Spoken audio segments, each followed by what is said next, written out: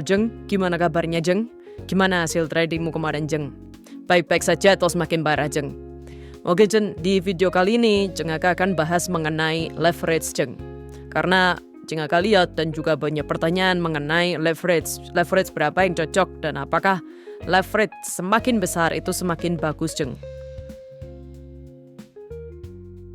Oke Jeng, yang pertama Jeng akan bahas sedikit apa sih itu leverage. Jadi gini Jeng, kalau kamu trading tanpa leverage itu bisa Jeng. Bisa kalau kamu mau trading tanpa leverage. Tapi perlu minimum dana $100.000 Jeng. Kenapa? Karena kontrak satu lot untuk major pair itu rata-rata di $100.000 Jeng.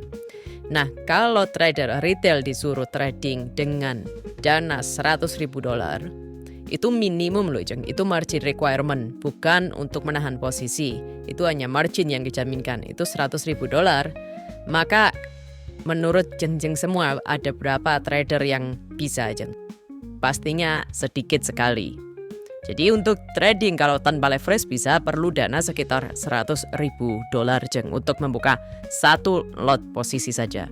Jadi cukup besar Jeng. Oleh karena itu broker ini meminjamkan dana untuk trading. Wih, kata orang Jawa, wapi tenan. Brokernya meminjamkan dana sehingga muncullah yang namanya leverage Jeng. Nah, leverage itu konsepnya seperti apa? Leverage itu konsep gampangnya itu adalah broker meminjamkan sejumlah dana untuk supaya trader bisa trading dengan dana yang sama dan membuka posisi lebih besar. Jadi misalkan Jeng semua ini trading hanya dengan dana $100, $200, itu seharusnya nggak bisa membuka posisi. Tapi dengan adanya leverage, Jeng semua bisa membuka posisi dengan dana yang sama. Seperti itu. Nah, ini yang benar Jeng. Jadi kalau misalkan pertanyaannya yang Jeng ingin tanyakan itu apakah leverage semakin besar semakin bagus, itu kontroversi, itu tidak selalu benar. Tapi yang selalu benar adalah semakin besar leverage, itu semakin kecil dana yang dibutuhkan untuk membuka satu posisi. Tapi ada tapinya, nanti kita bahas Jeng.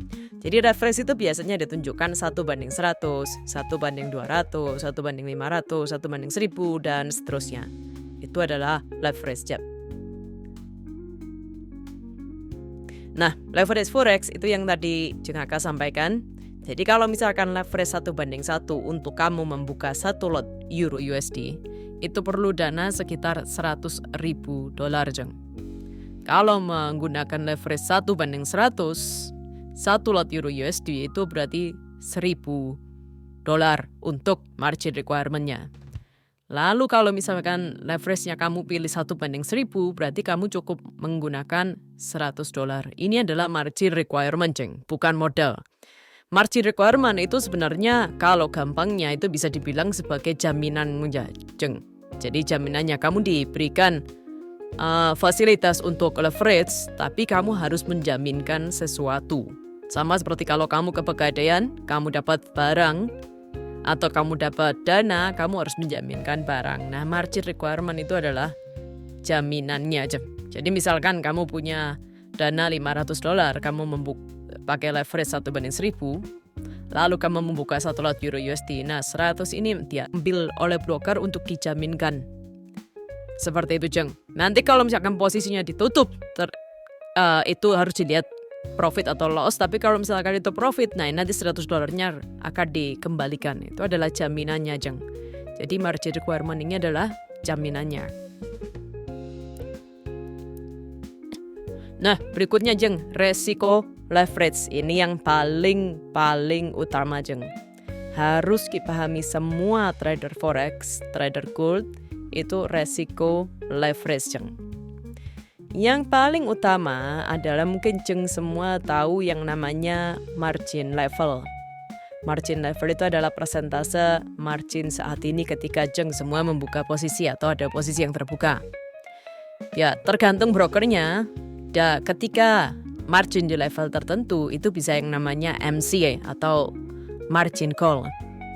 Nah, ketika ini diteruskan bisa yang namanya stop out, di mana seluruh posisinya itu dihanguskan. Atau Jeng hilang semua dananya. Nah, ini yang paling bahaya Jeng adalah leverage itu tidak merubah nilai pips dari pergerakan harga. Jadi Jeng semua kalau trading itu kan biasanya menggunakan pips. Jadi misalkan saya buka satu lot Euro USD, gerak 1 pips. Kalau akun standar itu biasanya nilainya $10. Kalau akun mini itu $1, kalau akun mikro 0,1. Seperti itu. Jadi semuanya dinilai dalam pips. Jadi berapa pips. Nah, leverage itu membuat Jeng semua bisa membuka posisi dengan dana yang sama. Jadi membuka posisi yang lebih besar dengan dana yang sama, tapi tidak merubah nilai pipsnya. Ini dua arah, bisa menguntungkan, tentu yang itu yang kita cari Jeng, tapi bisa juga merugikan sekali. Jeng akan ambil contoh, misalkan kamu punya balance $500, terus kamu pakai leverage 1:1000 Jeng. Kamu paksa open posisi 1 lot, padahal seharusnya bukan 1 lot, misalkan dari money managementnya kamu hanya bisa buka maksimum banget itu 0,5 atau 0,2, tapi kamu paksa mau 1 lot. Oke, berarti margin requirement-nya itu diambil $100. Sekarang mungkin bukan $100 buka kalau Euro USD, mungkin sekitar 109 seperti itu.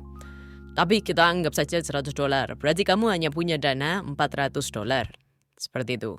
Kalau pergerakan ini 1 pip naik, berarti kamu profit $10. Kalau pergerakan 1 pip ini melawan arah Mi, berarti kamu minus $10. Yang mana itu adalah 2% dari balance. Bergerak 10 pip saja, itu sama dengan $100 Jeng. Itu berarti kamu sudah hilang 20% dari balance Jeng. Seperti itu. Jadi ini yang paling bahaya Jeng. Ini yang paling bahaya. Karena kalau misalkan bergerak 10 pip saja itu sudah $100 dan itu 20% dari balance. Berarti kalau misalkan bergerak 20 pip, kerugian 20 pip dan itu belum kamu tutup, berarti itu sudah 40% dari balance-mu Jeng. Sudah siap-siap. Itu adalah bahaya leverage. Jadi leverage itu dia membantu kamu membuka posisi lebih besar daripada seharusnya, tapi nilai pergerakan pip-nya itu selalu sama Jeng, tidak berubah. Jadi resikonya itu kamu pegang Jeng. Itu untuk leverage. Nah, leverage yang ideal berapa? Kalau jangan kesarankan, kalau misalkan kamu trading dengan leverage 1:50, 1:100 kan mungkin terlalu kecil. Apalagi kalau kita cuma deposit $100, $200 itu kan mungkin terlalu kecil. Jadi yang ideal itu antara 1:200 sampai 1:500. Atau karena sekarang banyak banget broker yang menyediakan 1:1000. Ya sudah, ini bisa dipakai tapi maksimum banget Jeng. Kamu harus kelola benar-benar resikonya kalau pakai 1:1000. Bukan semakin besar semakin bagus, tapi semakin beresiko. Ada broker yang menawarkan leverage unlimited, jangan dipakai Jeng. Itu sangat-sangat bahaya. Jangan, di atas 1:1000 itu sudah jangan dipakai, itu sangat bahaya. Jadi sarannya kalau bisa 1:200 sampai 1:500 atau maksimum banget 1:1000. Jadi leverage itu bisa membuka, bukan berarti perlu membuka Jeng. Selalu batasi kerugian dengan yang namanya money management. Dari jumlah lotnya, dari jumlah resiko per trading, dan lain-lain. Nanti kita akan buat juga video mengenai money management Jeng. Dan juga selalu perhatikan margin level Jeng. Itu Jeng mengenai leverage. Terakhir yang mau Jeng sampaikan, jangan ngawur pilih leverage. Semakin besar leverage tidak selalu lebih baik Jeng. Yang ada adalah semakin besar leverage, semakin besar resiko yang kamu pegang. Jadi selalu bijak menggunakan leverage Jeng. Oke Jeng, itu Jeng. Sampai ketemu di video berikutnya.